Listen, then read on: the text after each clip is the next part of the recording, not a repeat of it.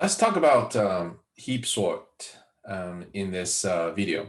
So recall from your previous chapter that when we talked about max heap, which is a priority queue where you have the maximum element, always sitting at the roots, and off of the maximum elements you have children's, right? These children nodes, left and right, such that left is always less than equal to uh, right. So having this sort of properties, right, percolates down. So maximum element is on top. Okay. And recall that this type of data structure could be represented, right, in a fixed array, starting with the very first one, right. The maximum element is going to be the first one, and then you have the left, and then you have the right, so on and so forth. And this entire flattening effect, right, can persist from left to right inside the array. So that is a max heap, right? But what about what does it have to do with heap sort? So with heap sorts, and when we're dealing with sorting, usually we're talking about array of elements, and these elements, let's say this is 1, this is 4, and this is maybe 5, this is maybe 2, 3, so on and so forth. Um, when you're looking at this element cannot be represented in a heap fashions, right? Because when you construct this into a tree, right? The first one is going to be 1, and then you're going to have 4, you're going to have 5, and then here you're going to have 2 and 3, right? So on and so forth. So this is a complete binary tree, okay, with a chip here. Anyway, so what is the point? If you can't represent this into a max heap, what does it have to do with it? Well, this is what happens.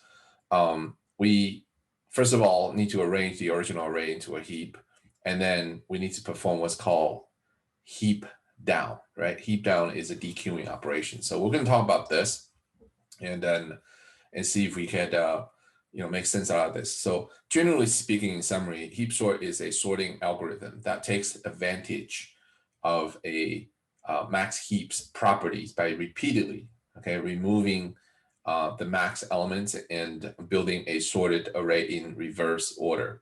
So there is what we call a process, what we call a heapify operation, which is used to turn an array into a heap. So let's talk about the high level algorithmic steps in the next slides here. So assuming we have an array here that we want to sort, which is not in any order. When we flatten this, right? When we actually no, not flatten it, reverse flatten it, maybe build them into a heap. In this case, right? Heap. Then what we get is this. Okay. And what does that look like? 25, which is the first one, maps to your root, and then 1736 would be the first level, right? This is the first level. 301, right? In that order. This is the second level, and then you have the last order, which is 19 and 3. So this is a complete binary tree, and it's missing, stuff here, missing stuff here, missing stuff. That's okay. As you can see here, this is not, in order. So what we need to do is we basically need to rearrange the entire thing, right? So these, like for example, we know this 100 ought to be on top, right? In order to sort them in the right order. When we're doing a sorting here in this case, in this example, we're doing a descending order, okay? So, but you can turn this around into an ascending order. In that case, you will produce a minimum tree, but it doesn't matter. The point is that we have to arrange these nodes, right? Arrange these nodes because they are not in the right spot. So that entire heapification process is actually this. This involves, as you know, in order to shift these elements around, since we're not adding any elements to a heap, we have to delete the heap, okay? Delete a certain nodes. So in this case, if we're to, let's say, delete this node here, then what happens? Well, when we say delete, we mean temporarily remove it. That means we could shift the elements around, right? Doing a check. So there is a reheap down process that takes place, from node to node, until the entire, array is sorted in a correct order. So this is what we call the heapification process, which is, the crux of getting this heap down. Let's just look at, so this array right here is represented in this step A right here, okay? So that was the original array. So in order to start the heapification process, we look at a couple of things. One is we check to see what is the biggest non-leaf nodes. So recall, leaves are nodes like 19 is a leaf, 17 is a leaf, right? 3 is leaf. So is 101. So leaf nodes. So leaves are nodes that with no childs, okay, no children's. So we look at the biggest non-leaf in this case, in this fashion, going down this way and across this way. So the biggest one, this one is non-leaf, this one is non-leaf, this one is non-leaf. So it's this one. The biggest, it turns out the biggest non-leaf is 2. Okay, so let me just clear this part. So the biggest non-leaf is 2. Okay, and the reason why we start with 2 here is because, and not the leaves, is because leaf nodes already satisfy the max heap property. There's really nothing to look at.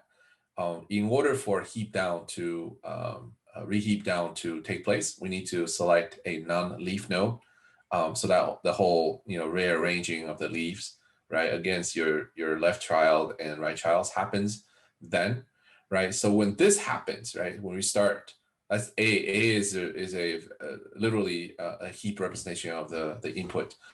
When this thing starts, we look at these nodes in respective. So B, right, is where it determines, like, based off of these nodes, the B step, right, determines that 2 is the one, or these 3 trios is the one that we're going to first look at.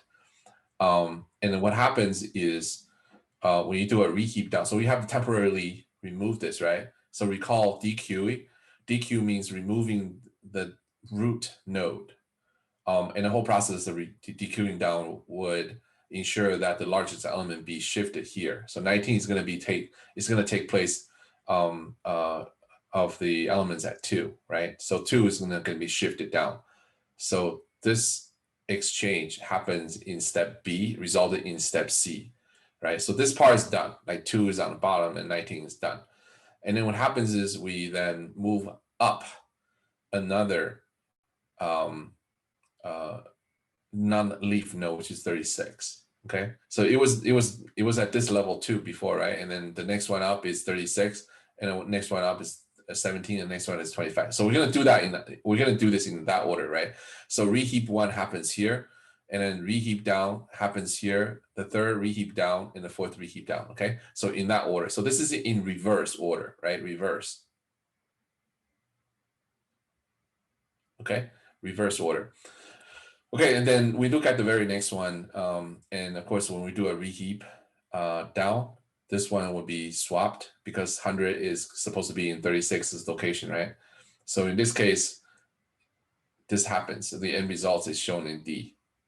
And then we move on to the next non-leaf node, which is 17. And 17 is going to be compared against, let me just move this down so you guys can see it, right? So in this case, 17 is going to be swapped with 19, right? At this point, because 19 is bigger, right? So when 17, right, is compared against 19 and 3, the reheap down process ensure that 19 is slotted in the right place. And then after that, this is a 2-step operation from E to F, right? 2 things happens. One is we're going to look at 25, right? 25 versus 19 and 30, and 25 versus 19 and 100. Ensure that 100 actually goes up, right? So that's one thing. There's a swapping of 25 and 100, and then swapping of 25 and 36. So this is the part that happens. That is not shown. Actually, step F actually has 2 reheap down process. That's a recursive, right? So that's why we show this in the 1 step. So this generally illustrates the heapification process that is involved when we start the whole a process of percolating the elements down, right, through a reheap down. So the changing content of the array, basically what I just mentioned right here is the steps represented in the array. So this is what you see. And the end result is the very last one, right, after index 0. So 2 is a heap. So the end result ensures that you have a heap. So if you flatten this, right, if you flatten this entire thing into an array, like here, this is actually give you a descending order array, right? So this is a max heap. And the minimum heap, right, if we turn this around, I'll give you all of the elements inside the array in the ascending order. So we're using max heap to illustrate the reordering of the array elements in a descending order.